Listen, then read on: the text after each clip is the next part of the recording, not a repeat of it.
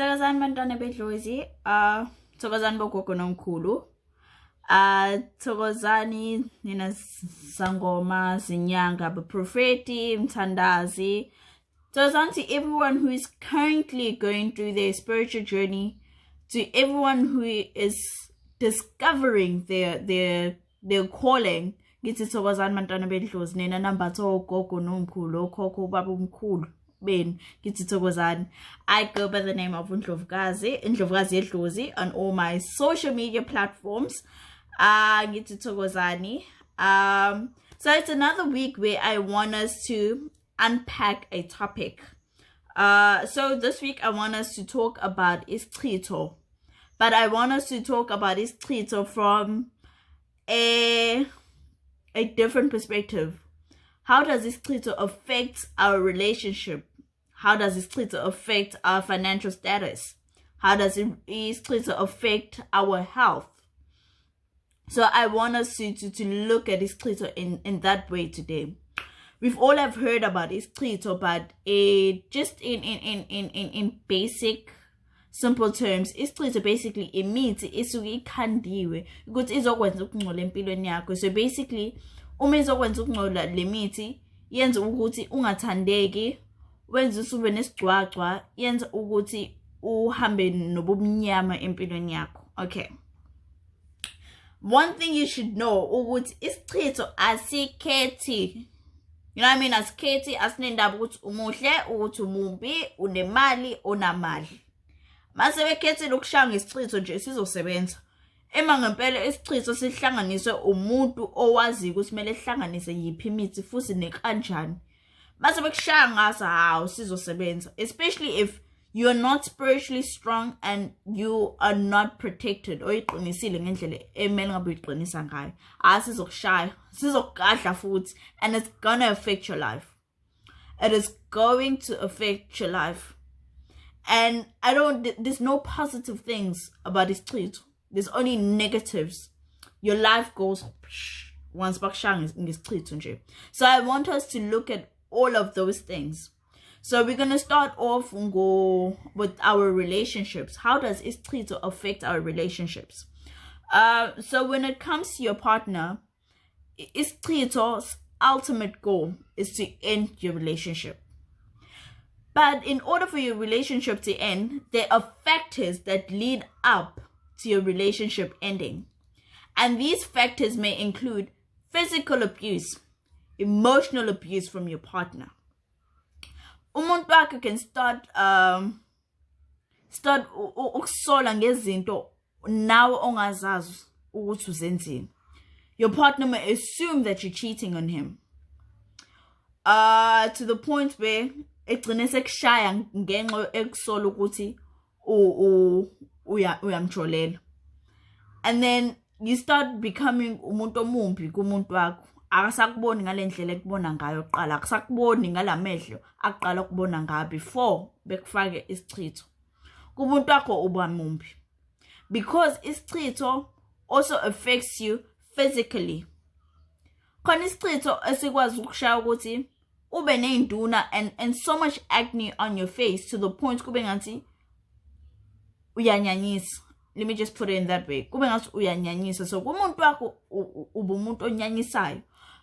Noma uphume izinto ebusweni noma emzimbeni, uphume izinto ezinyanyisayo. Uqala ukuba nezilonda. Or you have uneven skin. Kube ngathi isikhumba sakho sishile, or you start having froggy skin.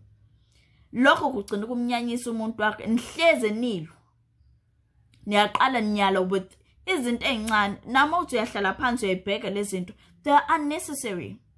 That is because Iscitho sifuna ukuthi nilwe vele. Iscitho will find any way ukuthi xabanise nomuntu wakho. Ishito encane umuntu wakho ningaxabana ukuthi umnyathele ngephutha. Because Iscitho sifuna egcineni ukuthi nihlukane vele nomuntu wakho. And usually Iscitho sifika with our partners, because our partners may go out and they step out of a relationship. And then when your girl would desire what you have in your relationship, and she knows because your boyfriend would never leave you, and the only way he would leave you if ekufakele Iscitho. seniyaxabana ke ngenxa yomunye ugelo ubone ufuna indawo yakhe empilweni yendoda yakho. That happens. So all these different factors end up creating ukuthi i-relationship yakhe iphele nomuntu wakho. So once wamcika umuntu wakho, once wanyanyisa kuyena, of course it's going to be yazi imfesi mina ngisakwazi ukujola nawe. Angiyibona inqobo la phambili phakathi wethu. It's over. Ngenxa yesichitho. And you would date that girl akufayele isichitho. Bazojola nje futhi. Ungalokho ikhohlisa bazojola. Another way that isichitho affects our relationships is with family. Igcine sixabanisa nabantu basekhaya. Angithi wena uthandeki. Wena it's like there's this black cloud that is just hovering you. Angithi wena ukuhamba nokungcola. Saxabanisa and you start drifting apart nomndeni wakho. Vesani kufika lesilimo esisodwa sasekhaya. Sikusole ngezinto nawe ungazenzanga, ngithi vele wena uthandeki. Bazosifakazela vele. Vesani sithi ethi lo muntu lomndeni oyedwa, this one family member, ethi uyathakatha. Liphume nawe ibhadi. Ngithi vele uthandeki. Bazovuma ukuthi uyathakatha. Vele uyenzanga leyo nto. So even with family, it creates unnecessary issues and can create unnecessary fights within the family alone. Iscitho also affects your work relationship. In terms of nasemsebenzini othandeki. Angithi nakho usuphume zonke le like induna sonke isikhumba sakho sisisimbi. Uneyilonda emzimbeni usuyanyanyisa nakwabantu. Isicitho futhi siyakwenza ukuthi unuke kambi. You just have this odor that you just don't understand. You can bath so many times, but still uzonuka kambi. Abantu beqala ukunyanyisa lokho nje emsebenzini bethi sibanibani uyanuka. Ngeke ngikwazi nje mina kuseba nosibanibani nomphathi indaba ogezini wena. Yabo and all that, and to the point where it can also affect your work performance. And then once the moment it affects your work performance, nasemsebenzini hlezi uqhushiwe ngento encane nje. And sometimes it forces you ukuthi ugcine usoyekile emsebenzini because the environment that you're working in is no longer a happy environment for you. Othanda umuntu emsebenzini. What is the point of you working in an environment where ungathandeki khona nomsebenzi osokwazi ukwenza ngendlela efanelekile? Thola ukuthi uzwenza iphutha encane emsebenzini. Vele uthandeka ngithi wena uhamba nobunyama nokungcola isigcwagcwa nje. Uvese noxoshwe nje. Le ube nebhadi nje encane, kwenze into encane. So if you're working in a shop, ushode ngo2 rand, uxoshela u2 rand. Ngoba vele uthandeki. Ngoba isichitho senza ukuthi siyako sifuna ukuqeda lento ekhona vele ehamba kahle empilweni yakho. Another example when it comes to our work relationships, Iscitho, for example, towards your model or an influencer. You have a photo shoot or a promo that you need to do. Now you can't work angithi ngoba wena suvumbuka izinto ebusweni bakho. Now photo shoot njani. Ama pimples Iscitho, the froggy skin Iscitho, ayifihleki ngemakeup. Ungayizami makeup eningi kodwa ayifihleki. Kuyabonakala nje regardless of ukuthi uzamani. Ungayifakile foundation kodwa still kuzobonakala. Izobonakala nje khohlo. Izobonakala. Now the agent, whoever has hired you for the photo shoot or the promo, they gotta drop you ngoba vele usunesidina, vele sinakubona unesidina. Okhanya ohamba nokukhanya. Yabo. So zonke lezi zinto ingenxa yesichitho. So how does it also affect our financial status? Thola ukuthi umuntu wakho was your main source of income. Baby kade kuphi imali ukuphela inyanga. Angise ngixabanele nahlukana. So isathapi income ukuphela inyanga. Angithi thola ngaleyo mali kade wondla futhi nakini. Osanamali yokondla ekhaya. Osanamali ukuthi uyithengele ama toiletries. Osanamali ukuthi wenze insipho. Osanamali ukuthi wenze ikhanda. You can't afford the basic things in your life. Ngoba kade uthembele kumuntu wakho ukuthi ekenzele zonke lezi zinto. Another way, model or influencer, sicanceliwe ama bookings akho imali yakho isiyashabalala, yakugeja kanjalo imali ngenxa yokuba umuntu oyedwa onomona empilweni yakho ofuna ukudiciliza impilo yakho okufakela isichitho. Now you're losing money. Someone is playing with your bag. Instead of you securing the bag, you're losing the bag. Ngenxa yomuntu oyedwa nje ongafuni ukubona ujabule empilweni. Your job. Suxoshiwe noma usuyekile ngenxa yomuntu oyedwa. Angithi wena usathande ukuyanuku nesidina emsebenzini. Monthly income isihambile. Shabalele ihambile, gone. Gone. You will try and go to an interview for another job.